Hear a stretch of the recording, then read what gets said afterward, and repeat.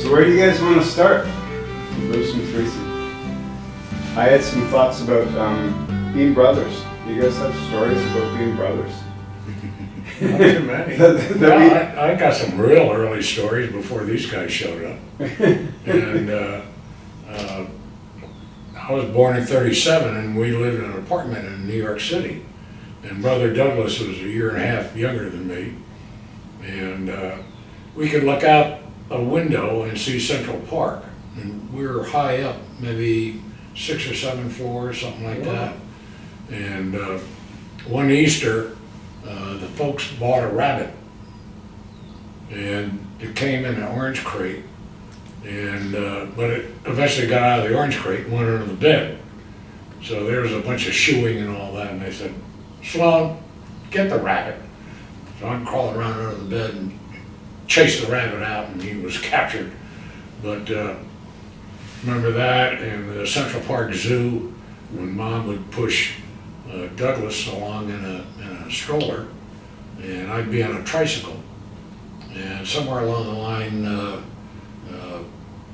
the tricycle veered left, went off the curb, and I did a face plant on the pavement and stuck my tooth through my lip here, which caused a lot of commotion and turned a tooth black. So until I lost the baby teeth, I had a black tooth.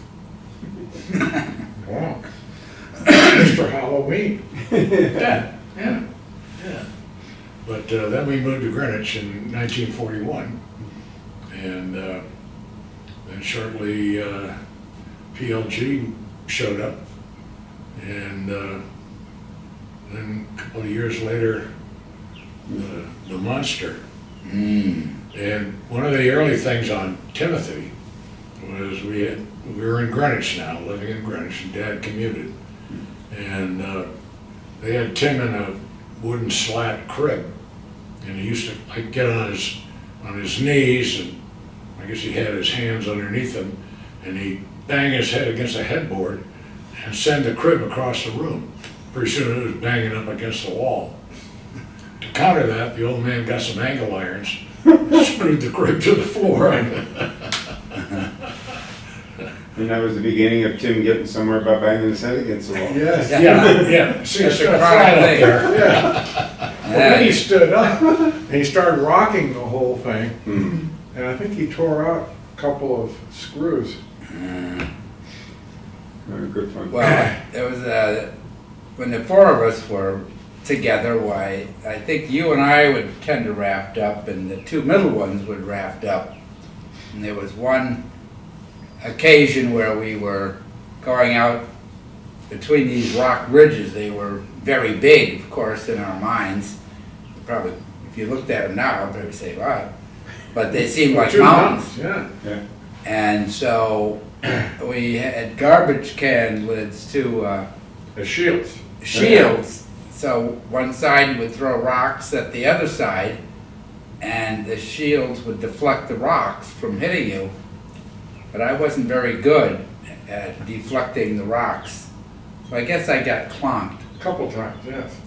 And they had to drag me back to the house and try to patch me up as best they could. I think Mother got wind of that, and it was probably general punishment for Took the garbage can lids away.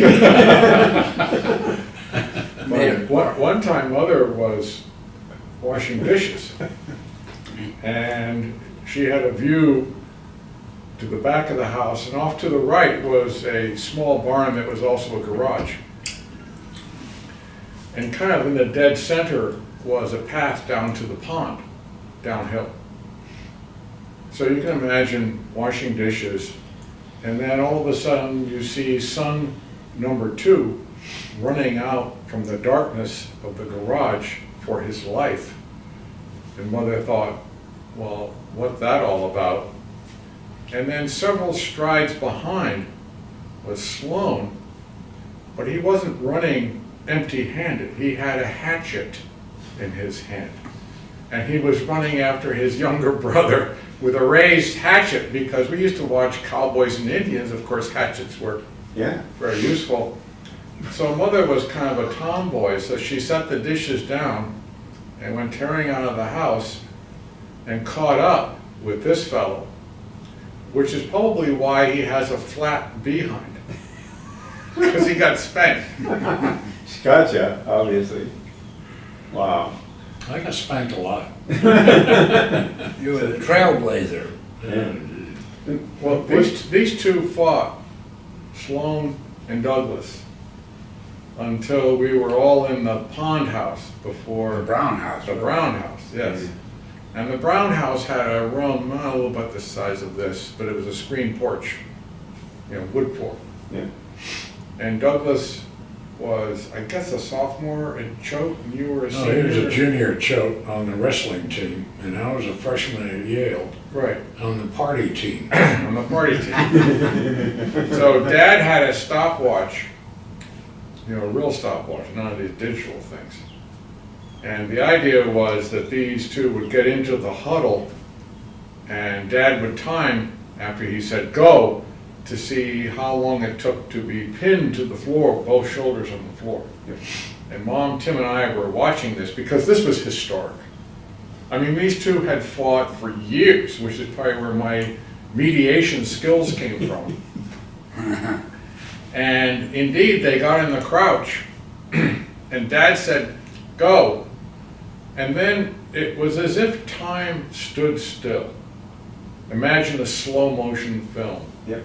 Where the two of them were prancing around, but not very long. And then in slow motion, all of a sudden, Sloan was being tipped over, and we saw his feet coming up. And he went down on his back, and besides his air being knocked out of his lungs, he was pinned. And I believe it was 11 seconds, something like that. I forgot. Oh, yeah, right.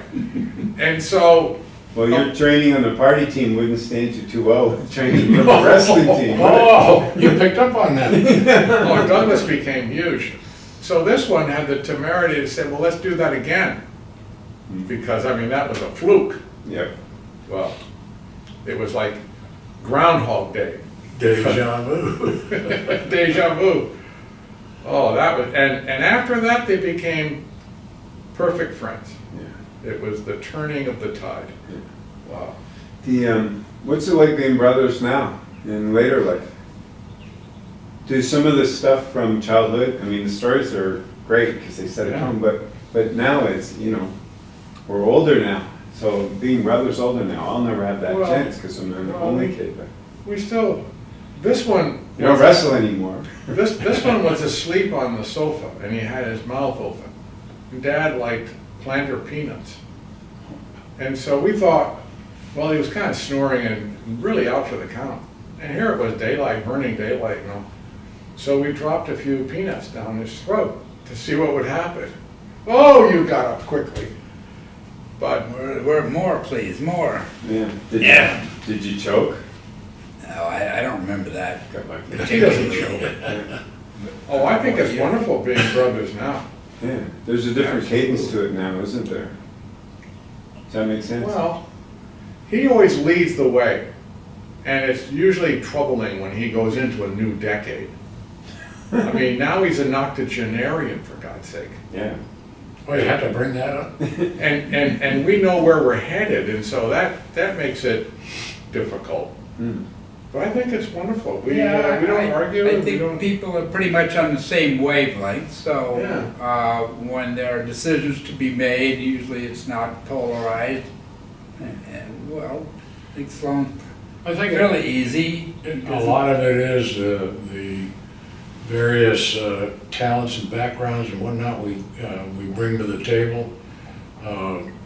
This very close relationship started with Dad's passing, and we inherited Winehurst. Yeah. And so we had to start dealing with something that was a whole lot bigger than any of us had dealt with before. Yeah. So we had some fits and starts. Fortunately, we have a researcher, namely Peter, who was scoping out what other families had done in a similar situation. So he could say, well, this is what Ely Co. did, this is what the John Griswolds did, this is what so-and-so. And so that kind of gave us a little bit of a landscape as to what we should do with what we inherited. The second big lesson on that was the tax man came with his hands wide open, and there probably were some things our father could have done to mitigate that a wee bit, i.e. buy a new pickup truck and things like that.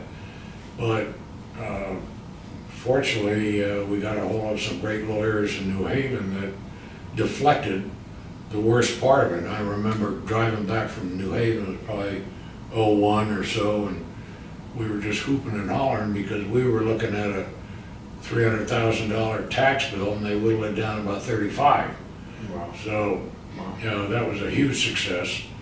And then again, Peter we had one fit and start with a lawyer trying to figure out how we could divest our economic interests to the next generation. We fiddled around with that for a while until Peter lined up a lawyer that knew how to do that. And once that got done, this organization came together. We invented Work Week, and the purpose of Work Week was to start getting the next generation's roots into the soil here. Problem being is that the three of us grew up here, got roots down to the bedrock. Yeah. But when you live in Atlanta and only see this place a week a year, Yeah. it's pretty hard to identify with it. But I think it's coming together, and that has brought us together. And so, you know, one of us would be in charge of thinking up stuff for Work Week and all that stuff, and then he flames out and he passes it on to somebody else. And so it's been a very good cooperative effort on everybody's part. And like Tim said, we're all on the same, I can't remember any kind of big disagreements along the way, which is probably remarkable. Your brother, who passed away, that was a big moment in your life, but then he's still here with all the stories, which is quite wonderful. Can you speak to that a little bit? Do you still feel like Doug's around you somehow, some way? Or integrated into your planning and your thoughts? Very much so. Yeah. In fact, whenever I trip over a stick, I blame Douglas, because he said, "I'll be there." But we've tried to involve his two sons as much as possible, Yeah. and that has been a little tricky to do, but, oh, he's definitely here. And the stories that he did are only rivaled in being daring by this guy. I'm thinking when Douglas might have been 3 sheets to the wind or 3 winds to the sheet, got up on top of the barn, right, with a painting or some damn thing? Yeah, I don't know. Well, let's lay the background of that. Oh, all right. And there's the barn here with? Yeah. Yeah, the hay barn. Well, there was a party going on in Utter Heaven. And there was a few adult beverages. And Douglas was married to Martha, his first wife. And Martha was trying to become an artist of some sort. And she'd been taking lessons, and apparently one of the lessons was to paint a nude. And so the subject was a lady who was pretty well pregnant. And so Martha had made this picture or painted this picture of this pregnant woman who was naked. Douglas hated it. Well, it was residing in Utter Heaven because that's where Douglas was staying. So this whole scheme started evolving, and so it was let's get a ladder and put it on the backside of the barn up on the roof, and somebody keep Martha busy while we get the painting out of the bedroom into the bathroom, out the window, toss it down to Douglas, and he would take it up on the roof. Now, that's not a small roof. No. It's How kind of high would you steep. say that roof is? Probably 55, 60 feet. Yeah. I mean, it's a long way down. Nah. In a night too? Yeah, Yeah. at night, and, you know, with one or two drinks in him, I'm sure. So he's dancing around, of course, there's a lot of giggling and hee-hawing going on and all that, and the old man's bedroom up there had a window open, and he's hearing all this frivolity, yee-haw-ha, and then Martha just discovered that, Yeah, the Mona Lisa. where is Douglas? Where is Douglas? And so she went tearing out and knocked down the ladder. So there's Douglas stuck up on the roof. The ladder's down, the cat's out of the bag, and we're all trying to get her back inside so somebody put the ladder up and get Douglas off that stupid roof. Yeah. Well, that all happened. Next morning, Well, what happened to the painting? With the painting? oh, the painting got stood up by the cupola towards the barnyard so anyone could see. Did you nail it to the cupola? No, he didn't nail it, he just leaned it up. Oh, okay. It sounds like the invention of the billboard. Yeah, yeah. So next morning, here comes Joe Barsis and Lyndall Kilton to work, and They're they're looking it farmhands. up and saying, oh my, what in the world is that? How'd that get there? And, you know, there had been either a little drizzle or a slight heavy dew during the night, and somebody said, Sloan, get up there and get that painting. Oh. Unwise. So I Oh, yeah. put a ladder up there, and I got to the top of the ladder and looked at the roof, which sort of went straight up, you know, about 82-degree angle. And I said, and I couldn't reach it with a pole saw. Or maybe I did. I snagged it and zipped it off the roof, and down it went and all that. But I was very unkind to her painting, and that was the end of that. You guys have another story that would be fun to share involving heights and cupulas and cupulas. Well, I think there's one epic The story. garage one. Right. Well, I think Better one? this one started in the old Wee Bend. And there was another party with beverages, which seems to be, The Common denominator. yeah, that seems to be the genesis of all these things. And I think even Matthew Griswold was involved in this. So, out on the corner of Button Ball and 156, there's the Shoreline Mower Shop presently. Concrete building used to be a gas station. And before the Shoreline Mower guy was in it, it was empty and looking pretty sad. So, I believe Matthew actually had painted an eye on the side of the building and wrote Ely's, the eye shape, and then sore under it. You know, a lot of blood veins in the eye. And so that, I guess, was whitewashed over or something, but nothing happened. So during this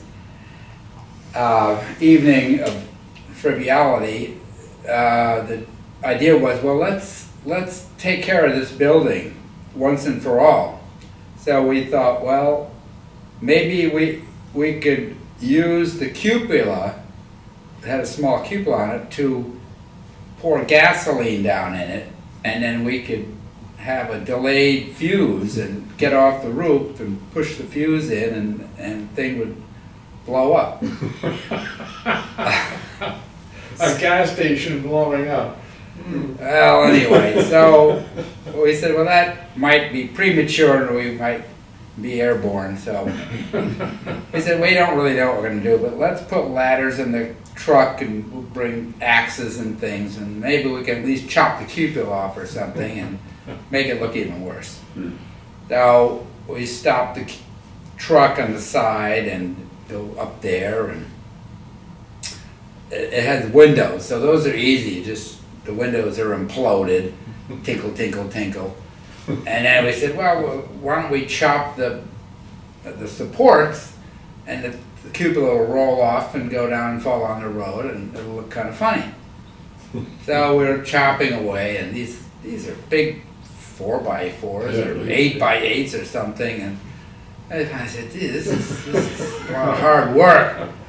So Where's the chainsaw? I don't know, after like 15 or 20 minutes, we finally get through these things, and he said, it's gonna go. So we push it, and it just and there was a big rod, like a lightning rod going up through it. And it was like I better not say what it looked like, but it fell over It had enough. and it didn't go anywhere. And we tried to chop the rod with the axes and that had no result. So we said, God, screw it. And we took all our stuff and put it back in the truck and we drove away. We said, well, let's take a flyby and Well, we went up to Whippoorwill and threw out all the incriminating evidence behind that living stone wall. Oh, that's a good idea. Yeah, so then when we rode by, we were just a pickup truck riding by. Yeah. well, as we rode by, there was all kinds of emergency vehicles around this place. And they had these searchlights up on the roof, looking at it with all these wood chips down this thing with like, Yeah. and we said, and it was pretty late, so we didn't want to look suspicious. Yeah. So that was great. Well, Matthew Griswold at a beach club, Who did not participate actively. yeah, he was invited, but he deferred. Mm-hmm. So he congratulated our mother on what a good job we did with the roof of the garage. And she went from happy to frown. And so when she heard the whole story, she then said to us, this is not satisfactory. You have to tell the Ely's and rectify this. And we said, Negative. so we had to, and we had to also pay for a new cupola. And that The irony was, of the day of reckoning came about October, you know, and we were all saving up for Christmas and all of a sudden, Boom. $700 each. Wow. Wow. Is it a nice looking cupola? No, tiny little thing they put up. Yeah, Very bad. that was a pretty good one, but So you guys had to, somewhere around 2000, you had to kind of rally together to take over running Right. of the place. In some ways, that's sort of not unusual to the next flip that needs to happen, or that you're trying to facilitate. That the next generation needs to start to figure out how to get their act together to carry on with it. Well, that was one of the things that I think I'm gonna credit you for putting together with the lawyer, this thought of forming a LLC led by a limited partnership. And without getting into all the bloody details, what it enabled or has enabled us to do is pass our economic interest to the next generation. And through gifting. And so we have been able to gift up to the maximum amount IRS will let you do that. And so using a benchmark, we've moved this money over. Then the only tricky thing was to wrap up some bylaws as to what this LLC was. And concerns were, what happens in a divorce? Does this become material property in a divorce, or bankruptcy, or somebody going haywire, or whatever? So there was a lot of, thanks to Peter, putting this all together where it was just about as airtight as we could make it. And yet, it passed this economic interest on to the next group. And I think right now, I think I only have 2% economic interest. So when I go over the hill, IRS is not coming to me for a third of the value of the place. It'll be 2%. Now, this economic interest isn't worth a penny. I mean, it's a piece of paper. And it would become something if the property were to be sold.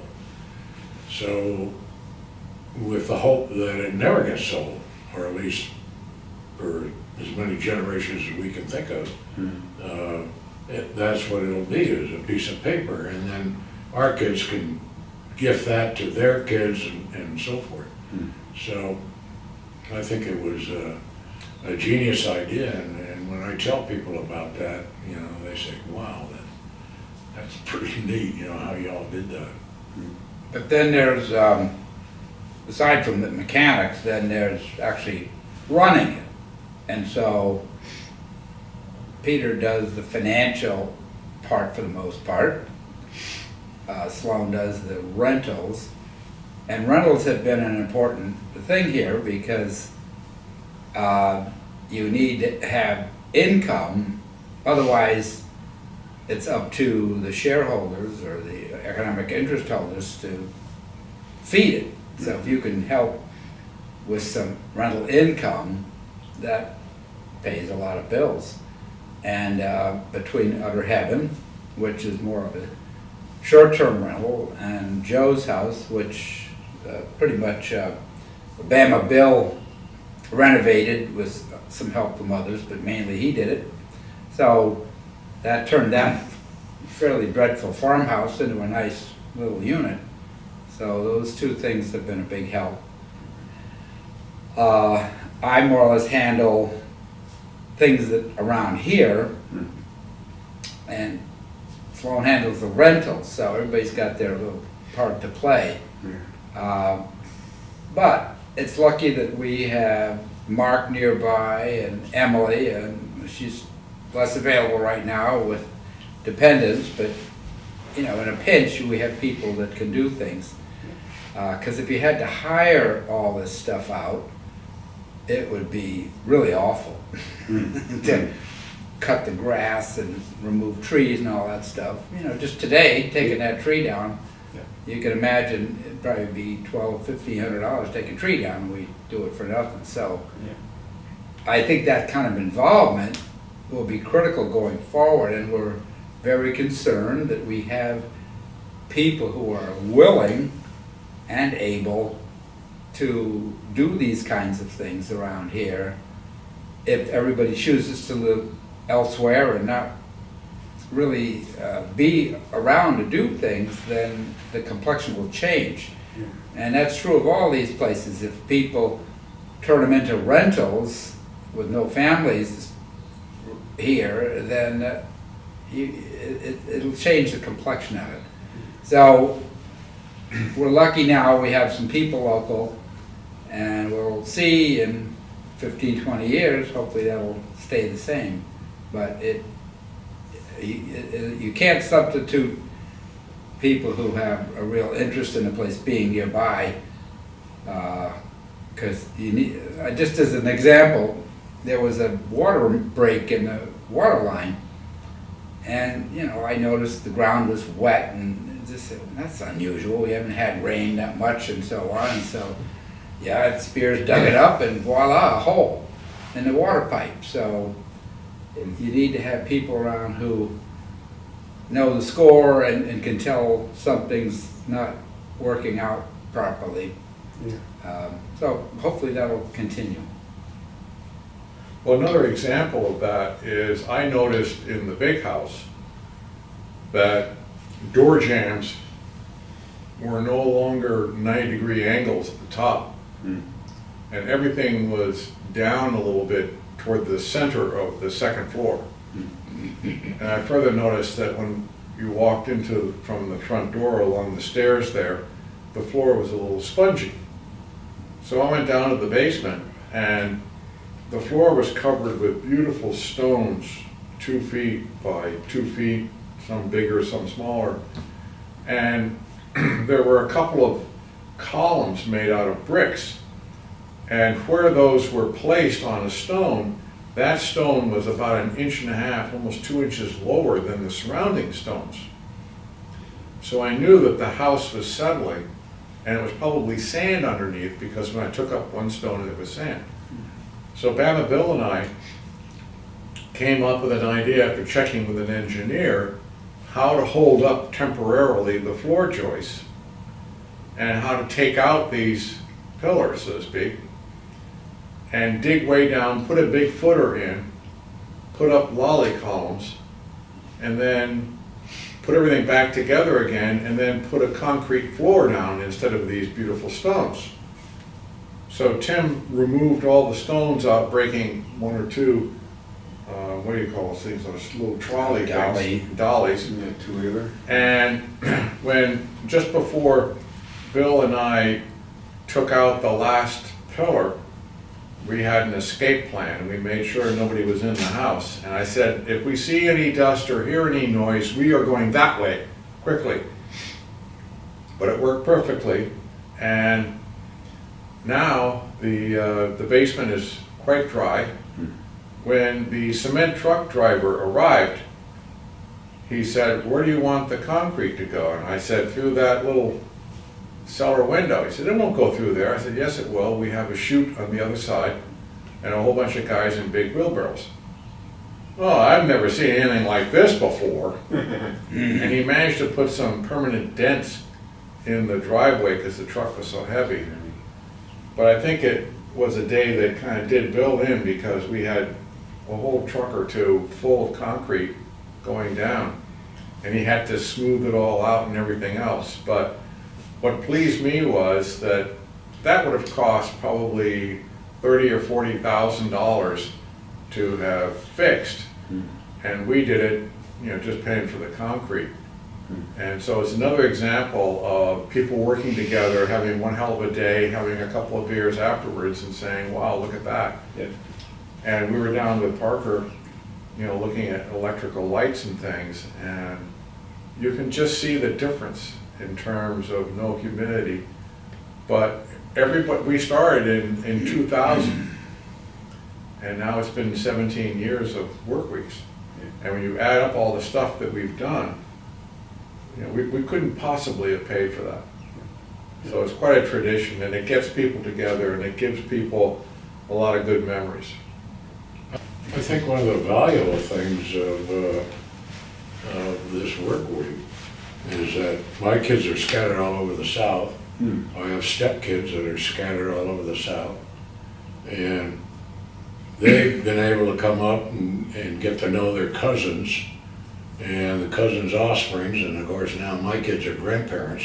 Yeah. And so you got little guys with other little guys, and they're knowing each other as they grow up. So it's really, I think, brought the first cousins together, and it's bringing their offspring together. And although he's only a grandfather and I'm a great, and You're the Not greatest. nothing. You're the greatest. yeah, Muhammad Ali. But sort of on that theme, do you guys have a vision for how you want this to unfold? I mean, you know, there's the mechanics of, you know, looking after the house and the property and so many stays, but somewhere between the three of you, you probably have an idea, boy, wouldn't it be nice if 20 years from now it hit that stride? Because you're in the middle of a big transition. So do you have a sense, it's like if you're going to play a sport and you know there's where the championship is, and then how do you work your way to that championship? So we talk a lot about, you know, the daily mechanics of the 3-year window, 5-year window, but do you have a longer term? Some of it ties to the generations, you know, the thought of more generations having home here Well, and I meeting think each other the here. vision with the LLC, and that was a foundation. Yeah, And what we've done so far is trying to get everybody really accustomed to coming up here yeah. and wanting to come up here, and they're spending their vacation time to come up here. So I think that was a big objective. I believe the next step would be for the next generation to really get into it and start saying, yeah, I'd like, maybe I ought to start being Peter's understudy and my understudy. And I tried to get daughter Betsy interested in this rental thing. I wrote a little SOP of what I do to rent Utter Heaven. And John Griswold over here is wanting to rent Sea Cloud. And so we've had a couple of little sessions with email, and we sat on a bench yesterday at the 4th of July and talked about some strategy, how we can do it, and what pricing and what the lessons we've learned with Utter Heaven, that he doesn't have to make all the mistakes learning over there. So I think it's, you know, the 4th of July is just wonderful up here because then you get to see the extended family.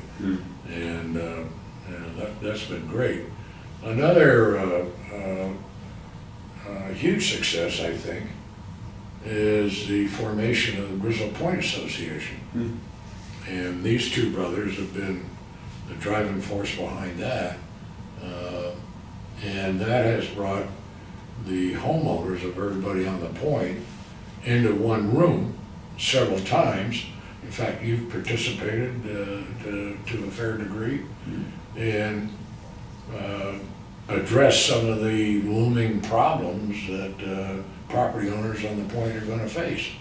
And there have been some rocky roads and so forth, but I think the whole thing has moved forward, and at least we're all talking about it. And we're starting to get the younger people in the meeting so they can hear and see. I just think that, that's a great formula for moving ahead. I think one of the biggest gorillas in the room are the taxes on real estate. And we had great success when we ramped up and got very good reductions during our revaluation 5-year session. We achieved a lot of good results for a number of properties. But the cruel reality is that in Connecticut, small towns depend on real estate taxes about 90% to pay the bills. Yeah, okay. So when the budgets go up, which they always will and do, it's not going to be passed on to businesses with a lot of inventory and machinery and so forth. It's going to go to the homeowners. So I think we just have to realize that if a tax bill is $20,000 now, probably in 15 or 20 years, it's going to be $30 or $35 or $40,000.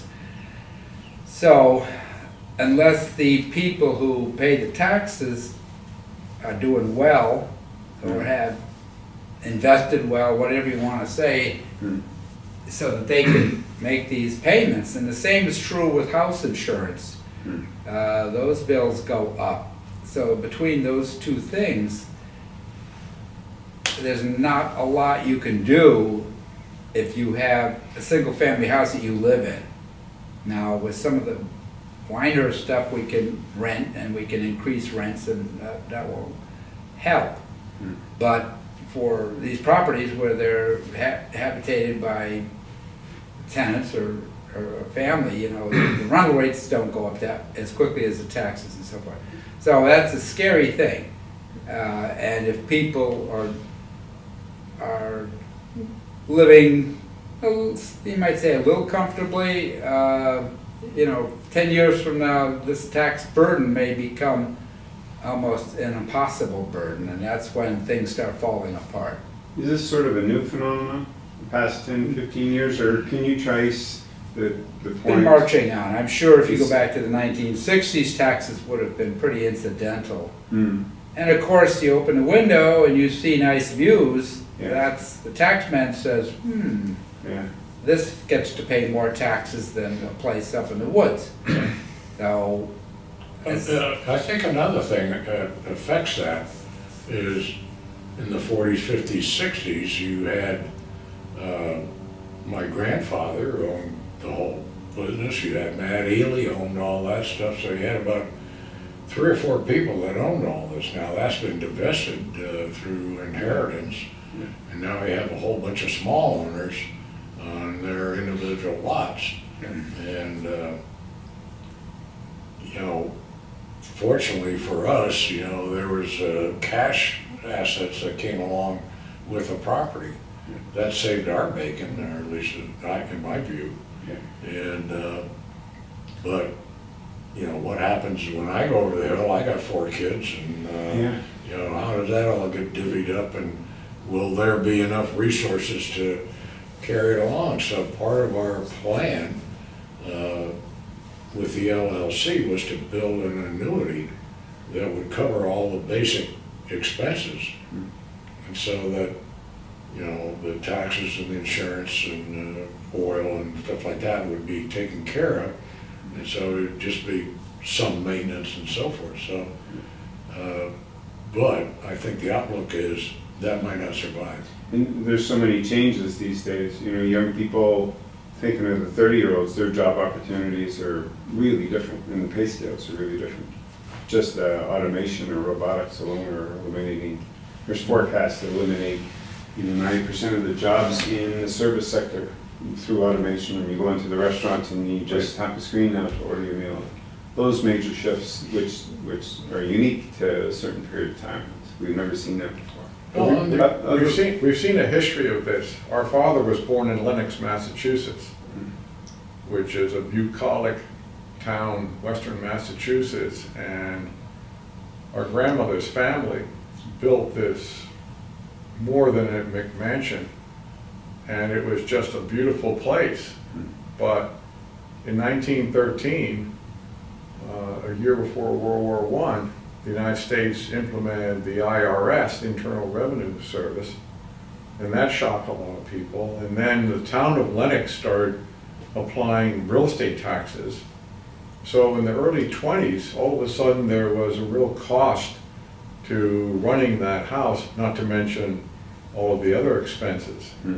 And it was almost as if that upper class that had all these McMansion properties decided enough of this.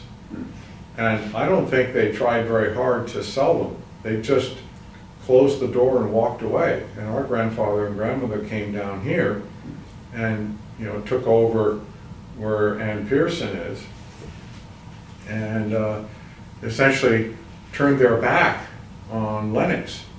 And so there's already that kind of a history where there was a time to buy and a time to say goodbye.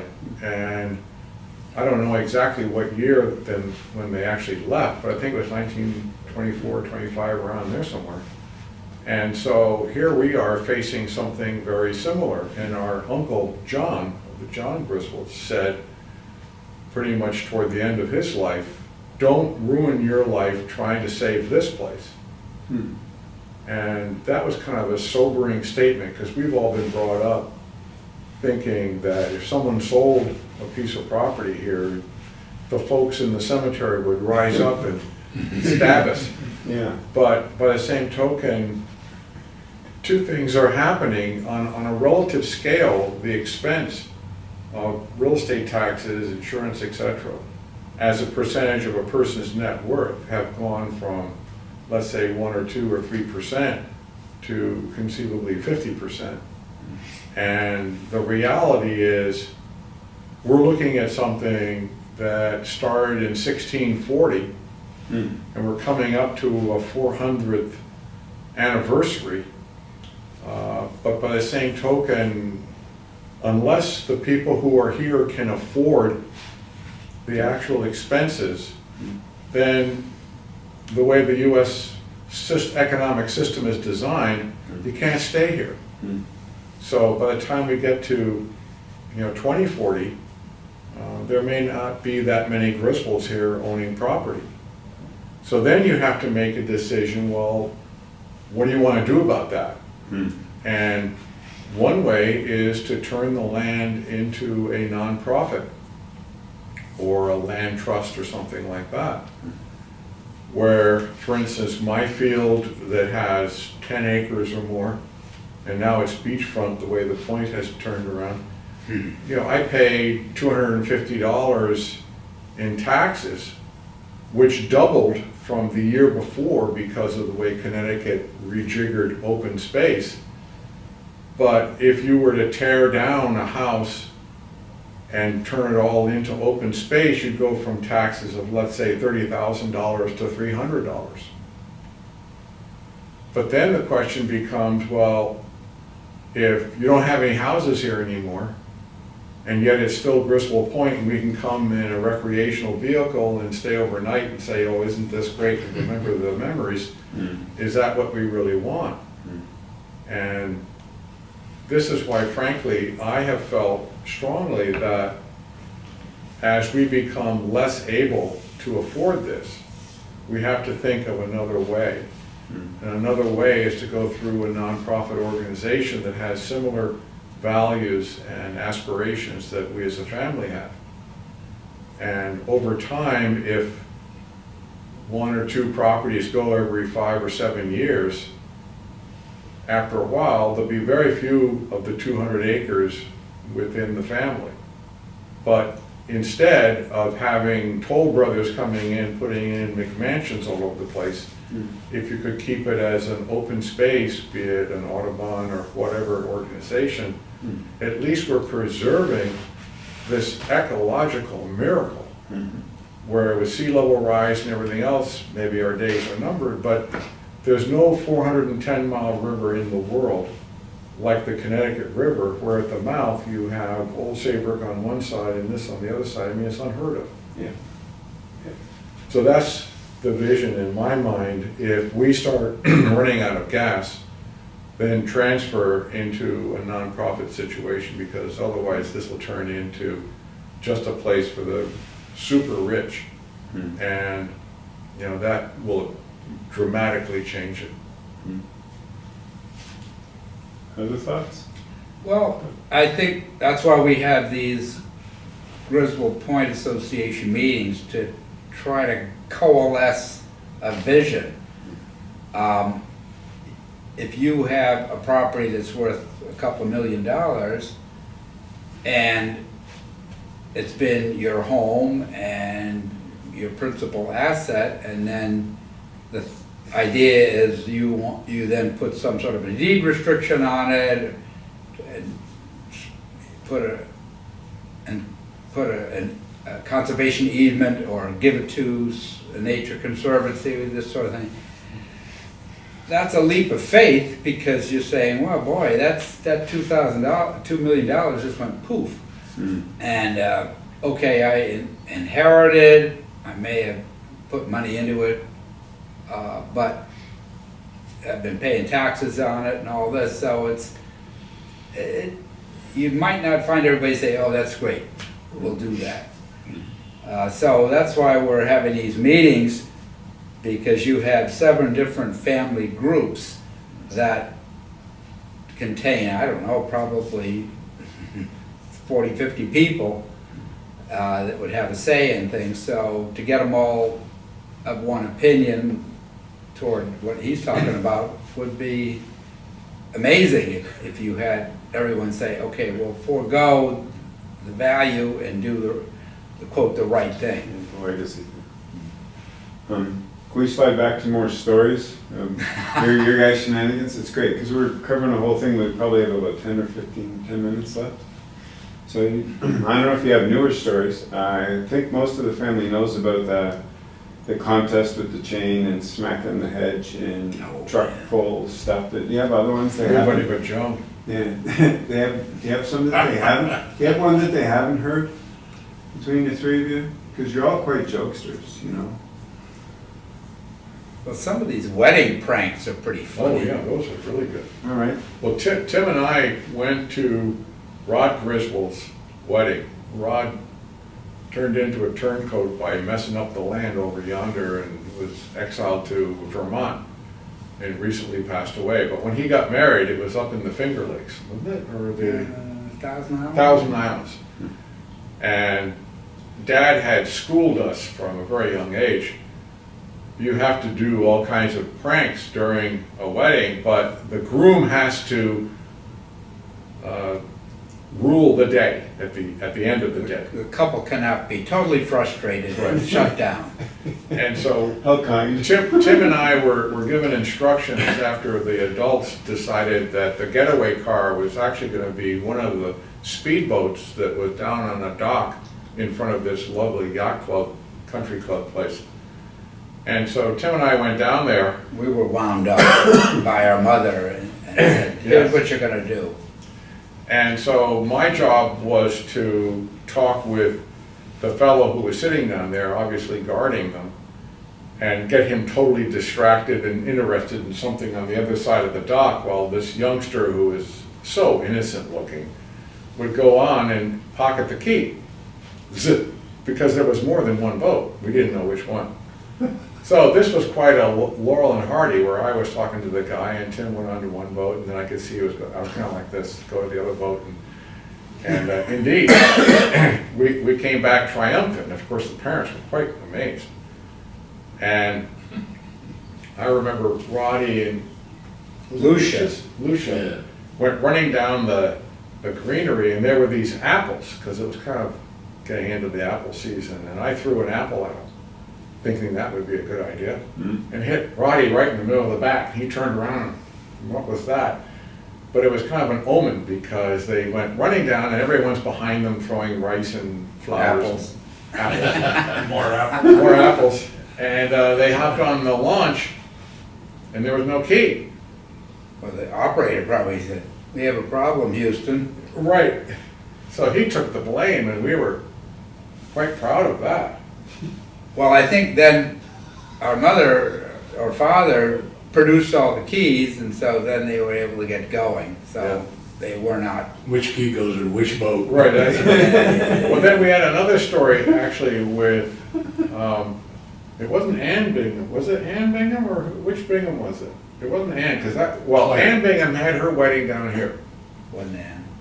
And she was going to be in a car driven by the best man. And Dr. Pearson, her husband, had all these fancy doctor types. And they had a rather luxurious looking car. And at that point, getting out of the big house driveway, there were two stone pillars that were not that far apart. So what we decided to do was to have a wall of hay bales, and then with a little bit of gasoline, we got them on fire. And the idea was, gee, they would come around the corner, they would see this wall of flame, they would stop, everyone could throw more rice and flowers and things, and then it would be gone because it would be burning so quickly, and then they would finally get out. But no, this best man decided he was Kojak or something, and he came around the corner and saw the Ramming speed. So, he started to accelerate. Now, of course, all the women are screaming and carrying on because this car is going to blow up the bride and groom.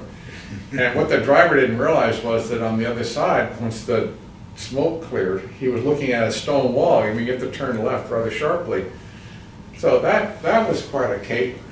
Well, we even did something like that. Were they okay? Oh yeah, everything Okay. happened. You gotta release Well, that no one one. died. Okay, good. Martin, Griswold, and Sandra were married at the beach club. And of course, nowadays, people don't leave the weddings like they used to. They would leave at the appropriate time, and that was all very nice. They hung around. So we bribed a bus driver who was chauffeuring people from hotels to the beach club for DWI purposes. And so we said, we're going to have hay bales like that, and we got them. So you're going to pull in front of the road and give us time to set these hay bales up, get them all fueled up, set them on fire, then you're going to back up. And so Revealing the fire. yeah, so we were waiting, and guests had been leaving, and said, this is getting ridiculous. But anyway, they finally decided to leave. So bus pulls in, get hay bales, set them on fire, he backs up, and they had a similar thing. They were a little more sensible, they didn't try to ram them. So we were able to pull them apart. And Sandra was so happy. She got out of the limousine or car and she hugged us, because she was concerned that there would be no prank. So she was pleased about it. And I think Jennifer Sharkey, the reaction was different. Oh, very different. This is Greg and Jennifer. And they got married. In Ossining or? Yeah, in New York State, just above New York City, at Mark Twain's house. And imagine this Baroque house where almost on the second floor, looking over the Hudson River, there was this big picture window looking out at the garden, and there was this sort of patio place that had a lovely wall and an iron fence. So we decided to have a picture taken of Greg and all the men, And so we had a photographer and we were all lining up. And unfortunately, Greg made Mark his best man. So part of the assignment was to neutralize Mark, because once he starts moving, you need 6 people to hold on to him. And so a few of us were detailed with immobilizing Mark, and then others were told to grab Greg and put a chain around him a couple of times and then lock him to this iron gate fence. And then once that was accomplished, we all disappeared.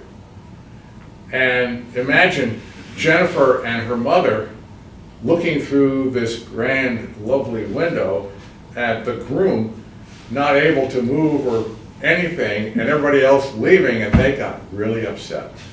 And it took a while for them to realize that this was a Well, she history. screamed in my face, "Where's the key? Where's the key?" Where's the key? I said, "Oh, maybe Tim has it." Tim had disappeared, so. And it wasn't quite in the wedding plans, was it? No. But when I got married, Oh, let me tell that one. oh, okay. I was in the Army at the time, and I had access to munitions. And Peter was getting married in Swarthmore, Pennsylvania, just outside of Philadelphia. And Joan, his bride, her parents were, I guess, directly from Scotland or something like that, but Yeah, very straight-laced. Right. And of course, there was great concern during the initial phases of this is, gee, you know, here comes a Griswold clan with all the booze and all this stuff, and with pranks in their hip pockets and so forth, and how's this gonna go over in Swarthmore? And we decided, well, it'll just go over. So I came equipped with a few munitions, and Doug was the best man, and he wasn't very loyal. He was kind of what is it today? The politicians say, somebody will say, Deep throat. yeah, deep throat, anonymous, because he wasn't authorized to speak. So he identified the go kart. It was a Corvair with the engine in the rear. Yeah, I remember those. So I had a big Oldsmobile, 88, and so I pulled up right behind him, and I think Teddy Marsh had a car, and we put it so this Corvair was going nowhere. So then I had some little cute things that I tied on the bumper of the Corvair, and they had a ripcord, so I tied the ripcord to my Oldsmobile. So when the Corvair eventually pulled away, they go pop, pop, pop, pop, pop. And unfortunately, Joan's mother discovered me doing this. And I think she was probably about 5'2" and weighed 98 pounds soaking wet. And there I was in my fancy uniform, and she literally threw me into the middle of the street. Get away from that car! And the reason she did is because she thought the engine's in the back, of course the gas tank is in the back. If something explodes back there, my only child is gonna die with their brand new husband. And of course, she was very calm about your guys' reputation before. Oh, yeah. So, to continue the story, the road in front of the church had a pretty significant crown on it. So here we all are parked on the side of the road, right next to the church. And it was a nice day, and the windows were open in the church and so forth. And everybody came out, and I thought it'd be fun to blow up a grenade simulator in the middle of the road. And a grenade simulator is like a huge M80. I popped the pin and tossed it out, and it went and rolled under my car. And boom! Well, it blew the hubcap off my car, smoked the fender, and there was complete silence, except for the Marsh twins, who were little bitty kids, and they went, "Wow!" And there's this screaming. There's my father holding his ears because he couldn't hear anything. Because he was not too far from Yeah, and everybody was there trying to recover from this blast, at which point I compounded the error by tossing a smoke bomb. Upwind. Yeah, and so the wind took this smoke. Boy, this right is not a through- smoke bomb. This is, when a pilot goes down, he pulls this thing so that the air rescue folks can find him. I mean, this is Pretty intense. pretty intense. So here goes this big cloud of pink, orange smoke through the crowd, they're all going like this, and right through the church, which then dyed all the curtains in the church. All the wedding dresses. Oh, the wedding dresses were. So at that point, we decided enough fun here. So we packed cars up and let them go and all that stuff. Well, hours later, I was helping clean up and I was taking stuff over to Joan's parents' house. And I stood in front of Joan's mom and I said, I really apologize for scaring you and all that. And it was in good fun. She had calmed down, fortunately. There were no knives in her hand. Yeah. So Good. But we were afraid, looking through the back window, that as she was trying to pull Sloan away, that would have set these things off. Right. Oh my. That's a beauty. Well, we got about 5 minutes. Closing thoughts? Some sort of, something you want to give the gang when they watch this as their surprise Christmas present? Well, I think this has been a great opportunity to go walk down memory lane and talk about some of the fun we've had through pranks and all that, but there's been a heck of a lot of other fun events.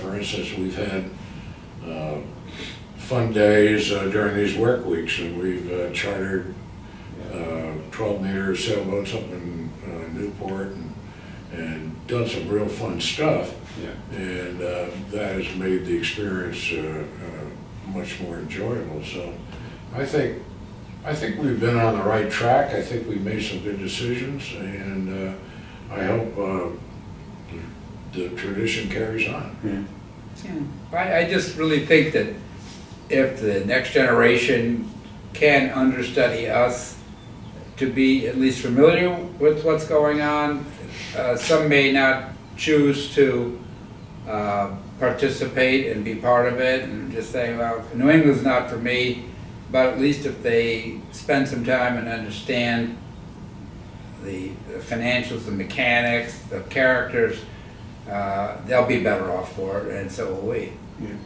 Yeah. I have a slightly different take, and that is that things don't turn out like you hope, for the most part. And you said to me today, as we were looking at the elm tree that we had to take down, that nothing is permanent.